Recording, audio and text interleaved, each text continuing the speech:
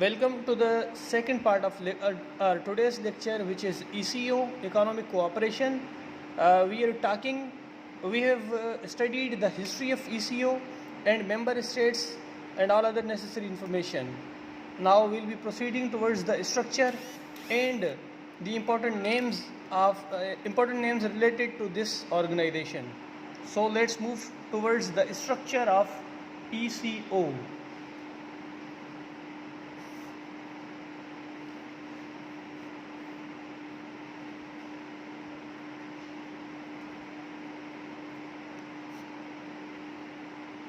इन जी सब खां पहिरें काउंसिल ऑफ मेंबर्स थींदी आहे, काउंसिल ऑफ मिनिस्टर्स सॉरी।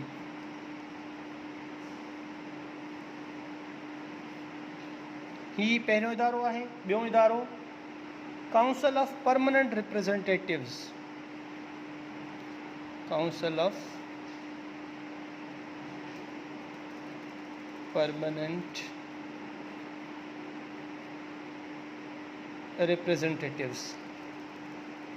हिन में हर मुल्क पंहिंजा परमानेंट रिप्रेजेंटेटिव ECO जे सेक्रेटरीट में नॉमिनेट कंदो आहे, जेके उते वेही करे पंहिंजे मुल्क जी नुमाइंदगी कंदा आहिनि। जहिड़ी तरह यूनाइटेड नेशंस में हिकिड़ो मुस्तक़िल मंदूब या परमानेंट इनवॉय तय थियल हूंदो आहे, जेको हर मुल्क उते पंहिंजो उहो मुंतखिब नुमाइंदो मोकिलींदो आहे। उहो सॉरी जेको पंहिंजे मुल्क जो रिप्रेजेंटेटिव हूंदो आहे उहो उते मोकिलींदो आहे। इन खां अलावा रीजनल प्लानिंग काउंसिल,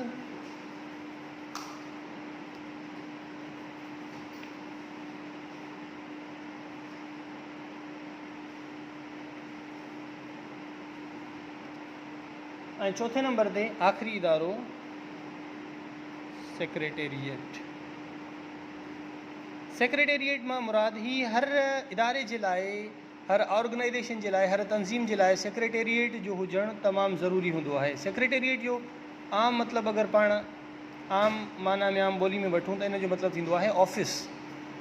त ऑफिस उन्हनि जे वेहण जी जॻह, उन्हनि जो दफ़्तरु, उन्हनि जो सॼो निज़ाम हलाइण जे लाइ जेको कमकार थिए थो, जेका तंज़ीम थिए थी, उहो।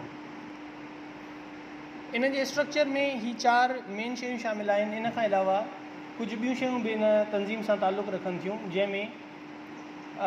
जंहिंखे पाण डायरेक्टरेट्स सॾींदा आहियूं। 6 डायरेक्टरेट्स थींदा आहिनि, जंहिंखे डायरेक्टर्स हलाईंदा आहिनि।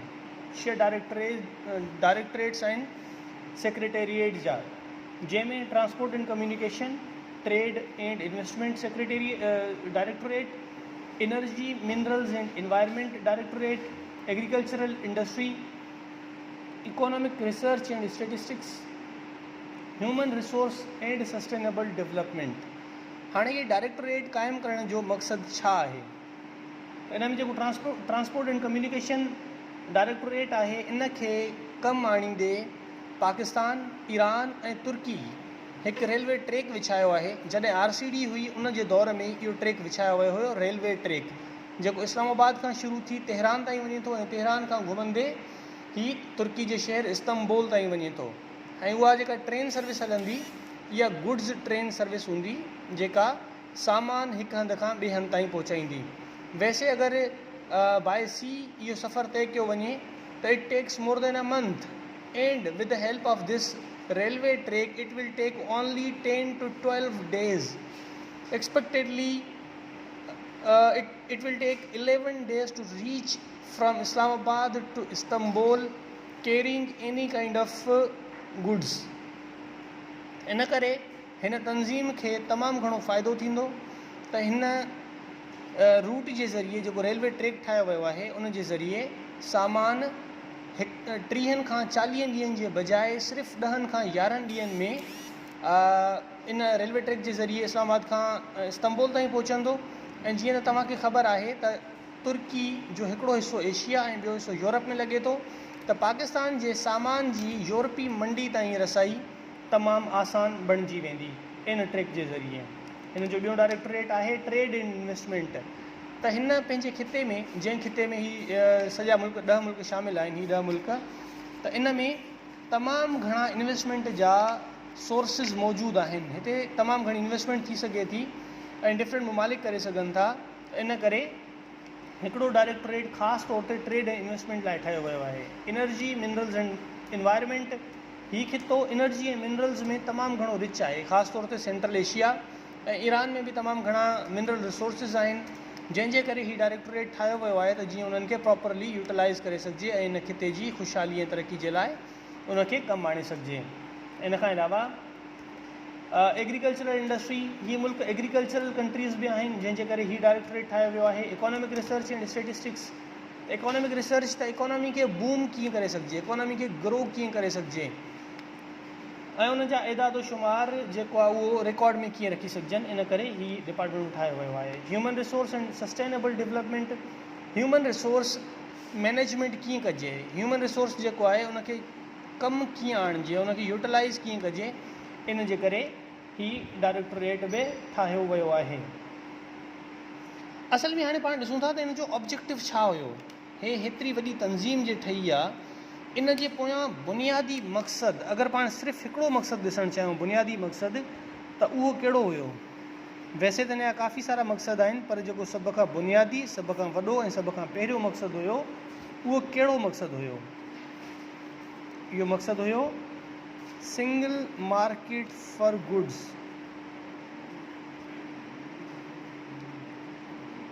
त हिक ई मार्केट तरतीब ॾिजे जंहिंमें जेके फॉरेनर्स आहिनि, जेके यूरोपियन कंट्रीज़ आहिनि या अफ्रीकन कंट्रीज़ या ॿिए खिते जा जेके बि मुल्क आहिनि, उन्हनि खे जेका बि शइ खपे उन्हनि खे सिंगल मार्केट मां मिली वञे, हिक ई मार्केट मां मिली वञे। मिसाल वठूं था, पाण खे ईद जी शॉपिंग करणी आहे, ईद जी शॉपिंग जे लाइ पाण खे कपिड़ा बि खपनि, पाण खे शूज़ बि खपनि, पाण खे वॉच बि खपे, पाण खे टोपी बि खपे, पाण खे परफ्यूम बि खपे, पाण खे बॉडी स्प्रे बि खपे। इन क़िस्म जूं कुझु नंढियूं नंढियूं शयूं हूंदियूं आहिनि, उहे पाण खपंदियूं आहिनि। हाणे हिकिड़ो दुकानु हिकिड़ी कुंड में, ॿियो दुकानु ॿी कुंड में, त वञण में तकलीफ़ थींदी। जेकॾहिं अहिड़ी मार्केट अवेलेबल आहे जंहिंमें इहे सभई शयूं, सभई दुकान हिकिड़ी जाइ ते मौजूदु आहिनि, त पाण पंहिंजो टाइम बचाइण जे लाइ उन मार्केट जो रुख़ कंदासीं। अहिड़ी तरह इन्ही तरह बिल्कुलु इन मॉडल ते हिन तंज़ीम जो मक़सदु हुयो त हिकिड़ी सिंगल मार्केट क़ाइमु कजे जिथे हर शइ अवेलेबल हुजे ऐं फॉरेनर्स अगरि को पाण खे ऑडर ॾियनि था त उनखे हिक ई मार्केट मां सॼियूं शयूं मिली वञनि ऐं उनखे डिफरेंट एग्रीमेंट्स न करणा पवनि, डिफरेंट उन्हनि खे इन्वेस्टमेंट न करणी पए, हिक ई जाइ ते इन्वेस्टमेंट थिए ऐं हिक ई जॻह तां उन्हनि खे इहे सभई शयूं मिली वञनि ऐं उन्हनि खे उते मौजूदु हुजनि, मुहैया हुजनि। हाणे हिन जा डिफरेंट जेके सेंटर्स आहिनि उहे डिफरेंट कंट्रीज़ में खुलियल आहिनि। हिन जो सेक्रेटेरिएट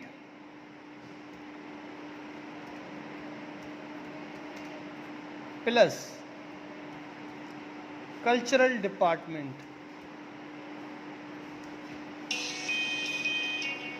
ईरान में आहे। इन खां अलावा इन जो इकोनॉमिक ब्यूरो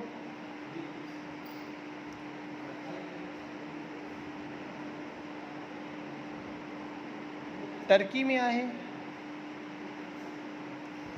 हिन जो साइंटिफिक ब्यूरो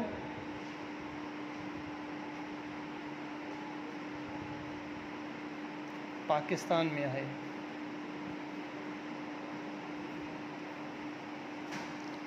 हाणे हलूं था पाण ECO जी समिट्स जे तरफ़। त ECO जूं हिन वक़्त ताईं टोटल केतिरियूं समिट्स थी चुकियूं आहिनि। जीअं त मां पोएं लेक्चर्स में बि ॿुधाए आयो आहियां त फर्स्ट एंड लास्ट जेको आहे उहा मोस्ट इम्पॉर्टेंट हूंदी आहे ऐं जेकी पाकिस्तान सां ताल्लुक़ु रखनि थियूं उन्हनि जी इम्पोर्टेंट बि घटि न आहे। इन करे पाण इन फिगर्स, फैक्ट्स एंड फिगर्स खे ॾिसूं था। फर्स्ट समिट ईरान में थी जंहिंमें हिन तंज़ीम जो बुनियादु रखियो वियो। इहा 16 खां 17 फेब्रुअरी जंहिं समिट में बुनियादु रखियो वियो उहा पहिरीं मीटिंग हुई, उहा इन में शुमार नथी कई वञे। इन खां बाद जेका पहिरीं समिट कई वई उन जो ज़िक्र हिते थियलु आहे। पहिरीं समिट ईरान में 16 खां 17 फेब्रुअरी 1992 में। पाकिस्तान जे हवाले सां जेके शयूं आहिनि उहे बि इम्पोर्टेंट आहिनि। थर्ड समिट पाकिस्तान में, सेकेंड टर्की में थी। थर्ड समिट पाकिस्तान में 14 ऐं 15 मई 1995। इन खां पोइ वरी 13th समिट पाकिस्तान में थी, 13वीं समिट, जेका 1 मार्च 2017। लास्ट समिट हिन जी 14th समिट लास्ट हुई, जेका हिन ई साल थी आहे, 4 मार्च 2021। हिन लास्ट समिट जे बारे में हिकु शइ पाण खे ज़हन में रखणु खपे त हीअ विर्चुअल समिट हुई। कोरोना वायरस जे करे घणा इंटरनेशनल लीडर्स मिलण खां लवाइनि था पिया, इन करे घणियूं शयूं जी जेके कोरोना जा SOPs आहिनि, प्रोटोकॉल्स आहिनि, उन्हनि जे ख़िलाफ़ु आहिनि मुलाक़ातूं, त घटि में घटि जेके मुलाक़ातूं आहिनि, अशद ज़रूरी मुलाक़ातूं जेके आहिनि, सिर्फ़ु उहे कयूं वञनि थियूं। त अहिड़ी तरह सां काफ़ी सारियूं जेके पूरी दुनिया में काफ़ी सारियूं जेके मीटिंग्स आहिनि, समिट्स आहिनि, कॉन्फ्रेंसिस आहिनि, उहे विर्चुअली अरेंज कयूं थियूं वञनि। त हिन जी PCO जी 14वीं जेका समिट हुई, जेका लास्ट समिट हुई, इहा बि विर्चुअल समिट हुई ऐं इंटरनेट जे ज़रिए सभिनी लीडर्स तक़रीबन इन में मुलाक़ात कई। अॼु जे टॉपिक जो आख़िरी हिसो, जंहिंमें पाण सेक्रेटरी जनरल्स खे डिस्कस कयूं था।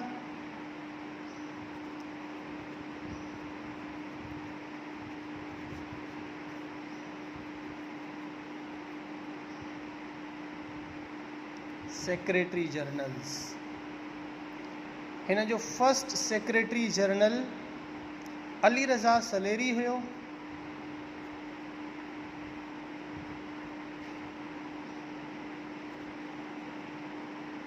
जंहिंजो ताल्लुक़ टर्की सां हो। सेकेंड, शमशाद अहमद,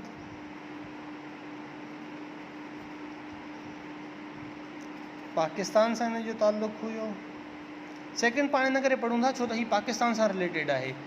इन्हनि मामलात में, इन्हनि तंज़ीमनि में जेके शयूं पाकिस्तान सां रिलेटेड हूंदियूं उहे इम्पॉर्टेंट आहिनि, इन करे उन्हनि जो पढ़णु ज़रूरी आहे, यादि रखणु ज़रूरी आहे। जंहिंजो नालो ख़ुर्शीद अनवर हुयो, हिन जो ताल्लुक़ बि पाकिस्तान सां हुयो। हिन जो लास्ट सेक्रेटरी जनरल, जेको करंट सेक्रेटरी जनरल आहे, हींअर मौजूदा सेक्रेटरी जनरल आहे, इन जो नालो हादी सुलेमानी आहे, जंहिंजो ताल्लुक़